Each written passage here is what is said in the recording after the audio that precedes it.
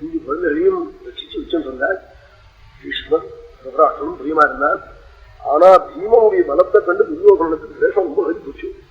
அக்கா என்ன பண்ணா, பீமனை கொல்லணும்னு எத்தனை பண்ணா. எத்தனை பண்ணி பீமனுக்கு குழக்கட்டை ரொம்ப பிடிக்குமா, எல்லாம் வயசாயிடுச்சு, உபநயனம் ஆயிடுச்சு, அவன் மட்டும் இதெல்லாம் வருஷனா இருக்கான். அவனை கொண்டு பண்ணணும்னு நினைச்சான். அதுக்காக ராத்திரியில குழந்தைகளுக்கு மட்டும் நிலா சாப்பாடு கங்கா தீரத்திலேன்னு வச்சான்.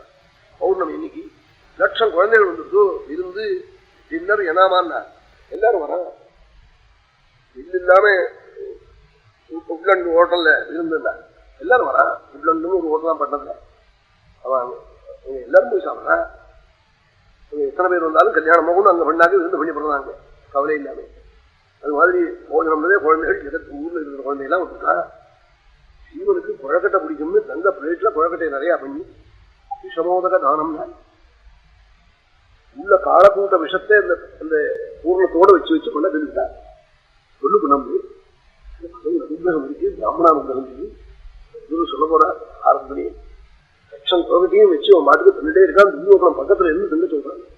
வித்யாதர சங்கனியான காளிதாசன் அயோக்கியம் ரொம்ப ஆதரவு காட்டினா பயப்படணும்டா, சாதுக்கள் ஆதரவு காட்டினா அன்புனால காட்டுறா, பூக்குறி காட்டினா தெய்வம் வேதம் இதுல விசுவாசம் இல்லாதவன் காட்டினா அவநம்பிக்கைதான் மயக்கம் வருது. உடனே விடமாட்டேங்கிறான் குழந்தைய. சில குழந்தைகள் இலையில உட்காரும், தூங்கும், சாப்பிடாது. பெரிய இலையில வர உண்ணி இலையில உட்காந்துடும். தூங்குறதுன்னு தூக்கோட அம்மா வந்து இலையோடு தூக்குவான். 5-6 கறி வச்சு பயிராடி வரமாதிரி இருக்கிற இலையை தூக்குவான். ஏன்னா இன்னும் கொஞ்சம் சாப்பிடக்கூடாது.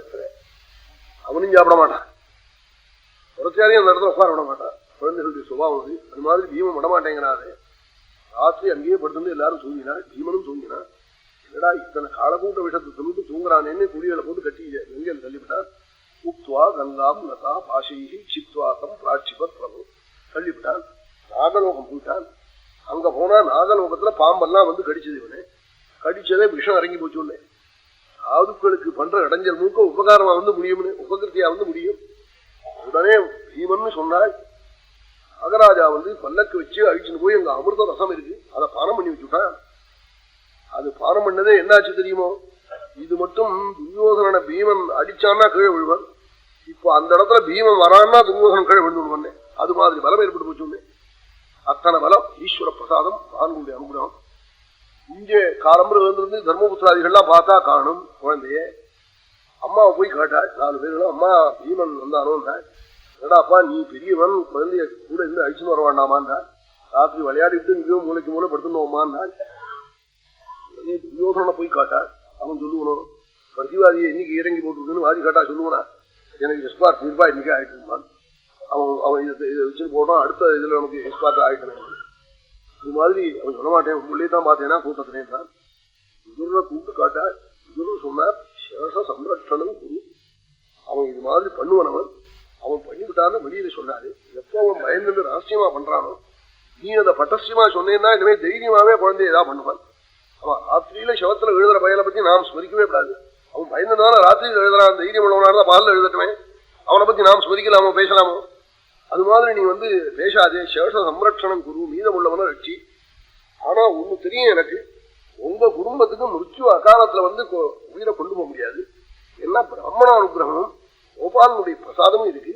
இந்த ரெண்டும் யமனை கழுத்தை பிடிச்சு தள்ளும் விதுரர். புத்தி பாருங்க சொன்னார்.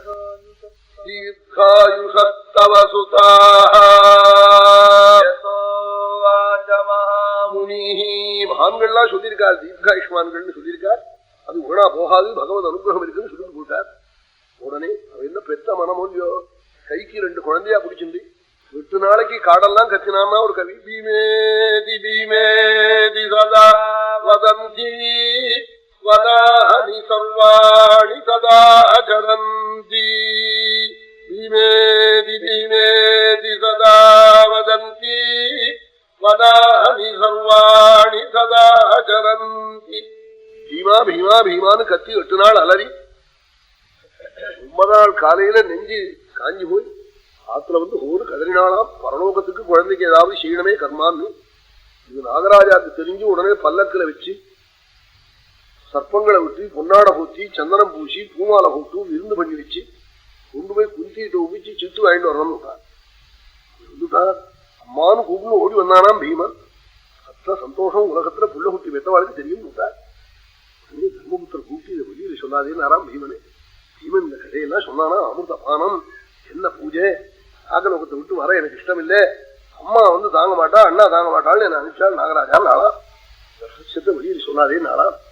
இப்படி எல்லா வாழ்க்கை எத்தனையோ கஷ்டங்கள் ஏற்பட்டது, எல்லாம் பகவத் அனுகிரகத்துல நீங்கிட்டு ஈஸ்வர பிரசாதம், ஆண்களுடைய ஆசீர்வாதம். தீர்காயுஷோ தவசுதாக தீர்காயுஷ தவசுதாக யதோவாச்ச மாமுனி. ஆண்கள் சொல்லியிருக்காள், அது வேணா போகாது. சொல்ல